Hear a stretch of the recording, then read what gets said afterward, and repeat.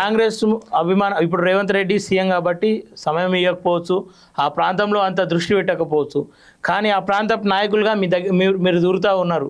మీరు ఏం అడుగుతా ఉన్నారు, మిమ్మల్ని రైతులు ఏం అడుగుతా ఉన్నారు? 100% ముఖ్యమంత్రి గారు రైతులకు తగిన న్యాయమే చేస్తాడు. వాళ్ళు ఆశించిన కన్నా 10 రూపాయలు ఎక్కనిస్తాడు కానీ తక్కయించే అవకాశం లేదు. ఎందుకంటే ఆ ప్రాంతం బిడ్డలు ఆయన గుండెల్లో పెట్టుకొని గెలిపించుకున్నారు. మొన్నటి ఎలక్షన్లో రేవంత్ రెడ్డి అన్న గారు మీద ఎన్ని కుట్రలు చేసినా ఆయన నియోజకవర్గం దాటకుండా వాళ్ళు 1000 కోట్లు పంపించినా కానీ ఆయన 2-3 రోజులు వచ్చి కొడంగల్ ప్రచారం చేసిండు అంతే.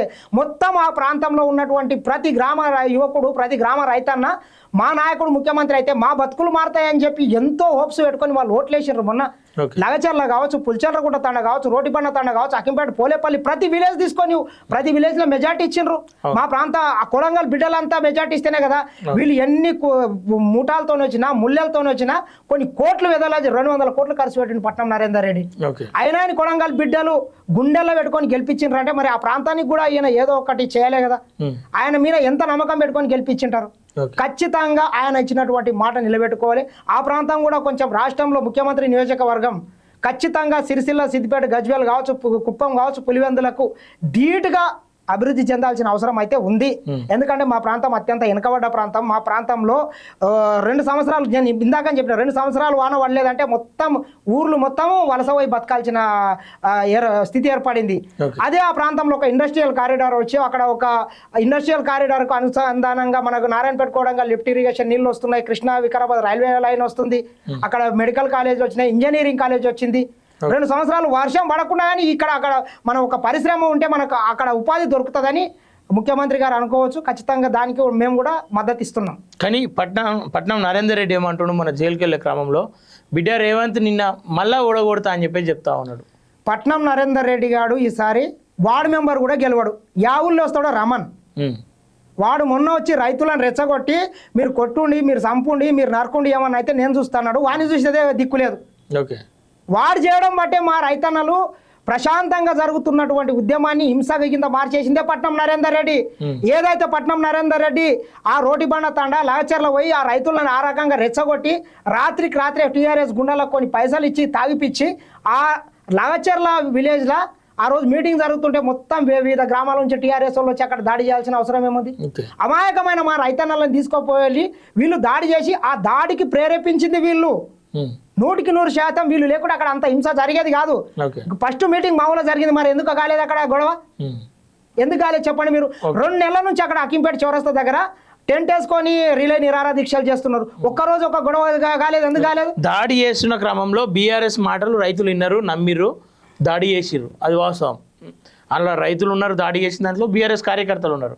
కానీ రైతులకు మీరెందుకు భరోసా కల్పించలేకపోయారు? మీరెందుకు ఫెయిల్ అయ్యారు వాళ్ళకు నమ్మకం కలిగించడంలో కాంగ్రెస్ వాళ్ళు? ఇప్పుడు నీవు ఎంత నన్నా చెప్పు, రైతులకు భూమి పోతుందని ఒక సెంటిమెంట్ ఉంటుంది. అది 100% నువ్వు చూసినావు.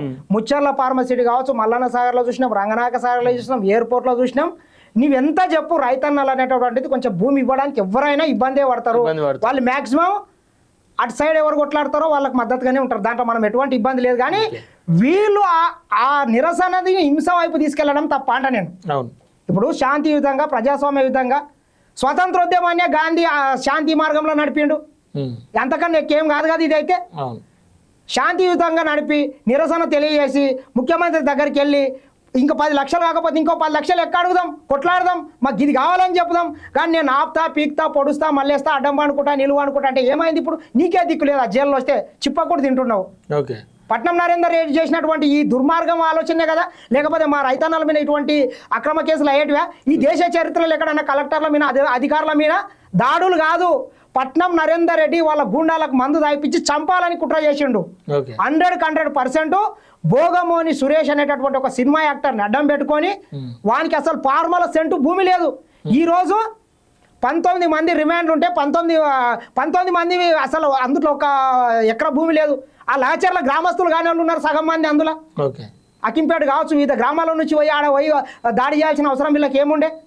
ఆ రోజు ఉదయమే వాళ్ళకు ఒక ఆంక్షలు పెట్టిండ్రు, లగచర్లకు వేరే గ్రామాల్లో రాకూడదు అని చెప్పిండ్రు. వీళ్ళు ఎందుకు వెళ్ళాలి అక్కడ?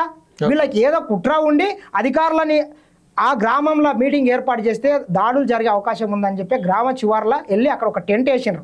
అక్కడ టెంట్ వేసి అధికారులు ఉండి అక్కడ ఉండి వీళ్ళు రాకుండా సరే ఈ రోజు వెళ్ళిపోదాం మళ్ళీ ఒక రోజు మేము పెట్టుకుందామని వాళ్ళ ఒక ప్లాన్ ప్రకారం ఉంటే ఈ భోగమోని సురేష్ అనేటటువంటి వ్యక్తి అక్కడికి కలెక్టర్ దగ్గరికి వెళ్ళి మాయమాటలు చెప్పి లేదు సార్ రైతులు అట్లా ఏం చేయరు, మీరు అక్కడికి వచ్చి మాట్లాడండి ఇక్కడికి రారని చెప్పి ఒక ప్లాన్ ప్రకారం మెడికల్ తీసుకొని పోయి వాళ్ళ మీద చంపే ప్రయత్నం చేసిండు. మరి దీన్ని పోలీస్ సిబ్బంది ఎందుకు గ్రహించలేకపోయిందాడా? పోలీస్ సిబ్బందిని కూడా వీళ్ళే వద్దన్నారు. ఎందుకు వద్దన్నారు అంటే పోలీసు వాళ్ళు అక్కడికి వస్తే వీళ్ళు కలిసి ఘర్షణ పడే అవకాశం ఉంటుంది. మా రైతులు అటువంటి క్రిమినల్ మెంటాలిటీ లేదని చెప్తున్నా నేను. క్రిమినల్ మెంటాలిటీ కొడంగల్ ప్రాంతంలో ఉండదు, చంపుకోవడం అంటుండదు. ఎలక్షన్ వరకే, ఎలక్షన్లో కూడా ఒక కేసు కావని చెప్తున్నా మేము, ప్రశాంతయుతంగా జరుగుతుంది. మా ప్రాంతంలో అటువంటివి ఉండవు కాబట్టే కలెక్టర్ కూడా గతంలో ఆదిలాబాద్ అక్కడ ఖమ్మం ట్రైబల్ ఏరియాలో పనిచేసిండు కాబట్టి అంతవరకు వస్తుందని అనుకోలేడు. కానీ ఈ దుష్టులు పట్నం నరేందర్ రెడ్డి మరికొంతమంది టీఆర్ఎస్ రౌడీలు కుట్రాలు అన్నీ చంపాలని ప్లాన్ చేసింది అనేటటువంటిది కొంచెం వాళ్ళు పసిగట్టలేకపోయినరు. ఓకేనా? ఫైనల్గా ఆ రైతులకు కానీ లేదంటే ఆ ప్రాంత ప్రజలకు కానీ నువ్వు అంటే ఒకసారి ఈ లగచర్ల ఈ ప్రాంతం ఏవైతే ఉన్నాయో హకీంపేట ఆ ప్రాంతం ఏదైతుందో ఆ ఇష్యూ పక్కన పెట్టాలంటే రైతులకు మీరు ఏం చెప్తారు? రేవంత్ రెడ్డితోటి మీరు ఎలాంటి భరోసా తీసుకోగలుగుతారు? మీరు ఆ రోజు తిరుపతి రెడ్డి వస్తుండని చెప్పేసి కూడా అన్నారు, ఆయనతో మాట్లాడే ప్రయత్నం చేశారు, రైతులకు ఏదైతే కావాలో అది మాట్లాడించే ప్రయత్నం చేస్తా అని చెప్పేసి వాళ్ళకి భరోసా ఇచ్చారు గతంలో. మీరు ఆ ప్రజలకు ఏం చెప్తారో చెప్పండి ఒకసారి. 100కు 200% మా ప్రాంతంలో భూమి పోతున్నటువంటి రైతుల తరపున మాకు కూడా కొంచెం బాధ ఉంది. మా ఊరిది కూడా భూమి ఉంది, భూమి పోతే ఎవరు తెచ్చేయలేరు, అది తరతరాల ఆస్తి పోతుంది. సరే దాన్ని ముఖ్యమంత్రి తరపున మనం ఈ దేశానికి త్యాగం చేసినాం అనుకుందాం, ఏం చేస్తాం చెప్పు? ఈ హైదరాబాద్ లో కొన్ని లక్షల మంది భూమి లేని వాళ్ళు బతుకుతలేరా? ఆ ప్రాంతంలో మనకు ఉద్యోగాలు వస్తాయి, డబుల్ బెడ్రూమ్లు వస్తాయి, మనకి ఏదన్నా ముఖ్యమంత్రి గారు ఆల్టర్నేట్ గా మనకు ఒక ఉపాధి కల్పిస్తాడు, మన పిల్లల్ని బంగారు భవిష్యత్తు కోసం ఆయన కడుపులో పెట్టి చూసుకుంటాడు. ఆయనను కూడా మనం ఒకసారి నమ్ముదాం, ఖచ్చితంగా తగిన పరిహారం 20 లక్షలు అంటున్నారు, ఇంకా కావాలంటే ఇంకెక్కువ అడుగుదాం, ఇంకా ప్లాట్ సైజు పెంచిపించుకుందాం, ఇంకేమైనా 10 రూపాయలు ఎక్కువ అడుగుదాం. అందరు సహకరించడానికి రైతన్నలందరూ నేను చెప్తున్నా కదా రెడీగా ఉన్నారు. ఒక రోజు కాకపోతే 2 రోజులు నిరసనలు కామన్గా తెలుపుతారు. ఇవ్వడానికి కూడా వాళ్ళు కొంచెం సానుకూలంగా ఉంది ఏదో ఒక మూలన.